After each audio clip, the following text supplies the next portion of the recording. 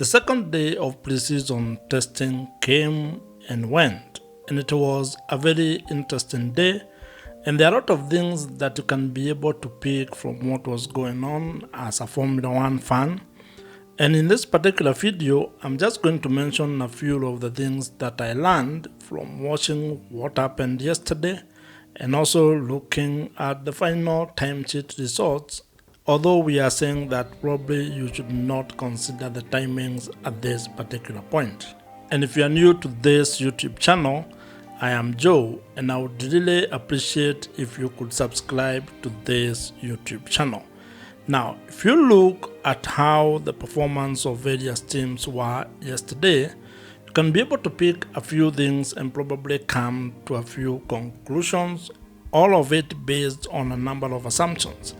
And that's exactly what I'm going to do, based on what I witnessed or what I saw when I was following the sessions. At least you could kind of figure out that Ferrari has a good engine. And that's because based on the number of laps that Ferrari did, as well as how has performed on the hards of Oli Beerman, it is clear that there is some level of reliability. You can rely on that engine. It has done quite a number of laps without having any issues. And I think that's a good or a positive thing to be able to see that during pre-season testing. Probably there's a lot that is coming, and maybe during the second week of pre-season testing, we'll be able to see how much or how far the engine can go, because I'm assuming that they might want to push it a little bit more on the 4th, 5th, and the 6th day of pre-season testing in Bahrain. The other thing that I picked from yesterday is with regard to Aston Martin. And there has been a lot of hype coming into this season about the Aston Martin and what the team may have been able to create or build. And while these are still early days, you may not be able to know the exact picture or the truth of the situation at Aston Martin. Other indications are showing like Aston Martin is struggling. And even Lance Stroll was quoted saying that they think they are behind by almost 4 seconds behind the front runners. Well, you can assume some level of exaggeration on his part, because I am not sure that there will be a team that will be 4 or over 4 seconds behind the front runner when we get to Australia.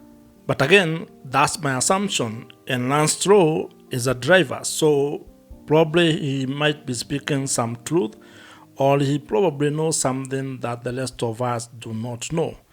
But at the moment, Aston Martin seems to be doing pretty badly, and you can even see it from the first day where they did almost the least laps, only doing 35 laps on that first day of pre-season testing. And while the car looked a little bit better on the hands of Fernando Alonso, I think there is information that they still have some issues, probably with regard to their engine and how they have packaged everything, because there was an element of overheating that was mentioned yesterday. So it will be interesting to see how Aston Martin progresses, especially since there is still another 3 days of pre-season testing next week. But it would be surprising if they are still way behind the front runners by the time we get to Australia.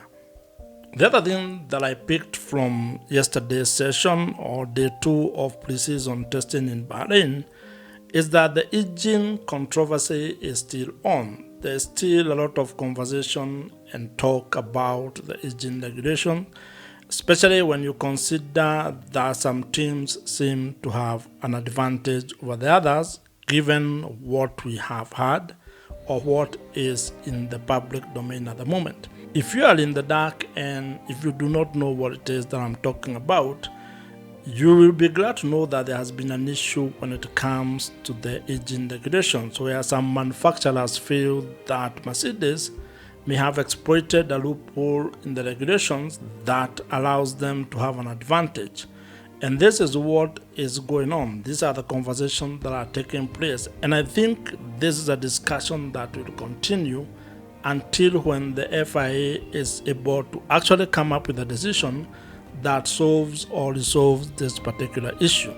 Probably they might be able to do that before Australia or maybe in the course of the season. And I think we can all agree that this particular conversation will continue until there is a final decision by FIA. And if they don't do it before Australia, then we can actually also expect that will continue over the next couple of races. And especially if it turns out that Mercedes have a huge advantage over the rest of the grid. So the day was quite eventful with a lot going on. For example, there was a point where Mercedes had an engine issue, which was then resolved. Equally, Cadillac had a stoppage. They were unable to run their car until they resolved the issue that they had. But overall, most of the teams ran their programs probably according to what they had already planned. Now, a very interesting conversation that is now emerging is the fact that some drivers are actually not happy with the cars under the new regulations. They started with Lewis talking about the cars probably almost looking like GP2 cars. And then Esteban Ocon also mentioned that it might be a little bit difficult to actually overtake under these new regulations. And the other notable driver who actually also has, waded into this conversation is Max Verstappen, who actually almost went ahead to say that these new regulations are actually anti-racing. And I think that's a very strong comment coming from Max Verstappen. And I also don't think it was meant to be a compliment when he said that these new regulations are making Formula One cars almost look like Formula E cars on steroids.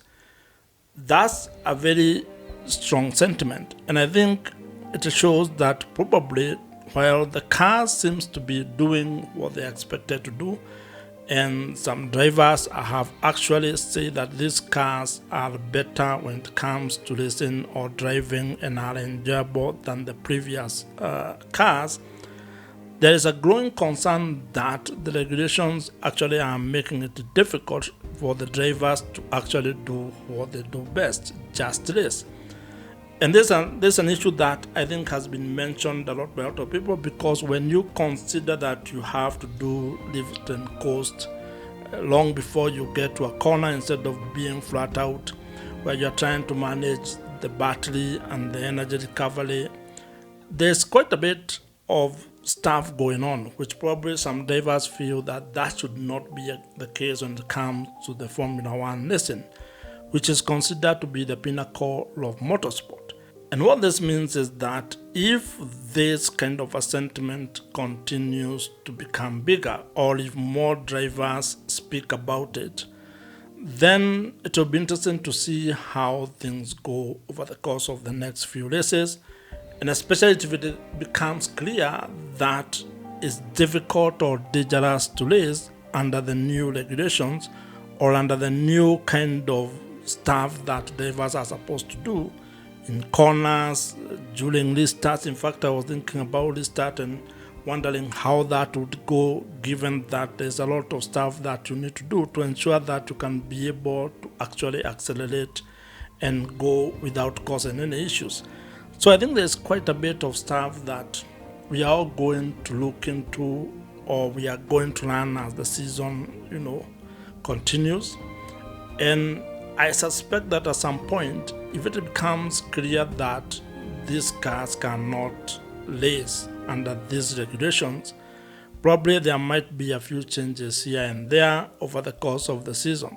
If you are an entrepreneur or a business person, there are a lot of things or a lot of business lessons that you can learn from pre-season testing in Formula One. And these are things that you can then apply to improve your business, the operations of your business, to make your products better or services that you provide, among very many other things. Because if you look at how the teams are handling the issues that are coming up during this pre-season testing, there's a lot of what they are doing that can be applied to a business.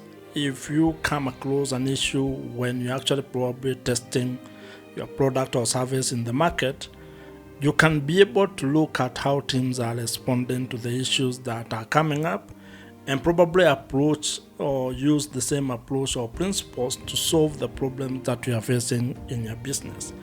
And those are some of the conversations that you and I will be having alongside the conversations that are taking place within the Formula One racing or within the Formula One sport.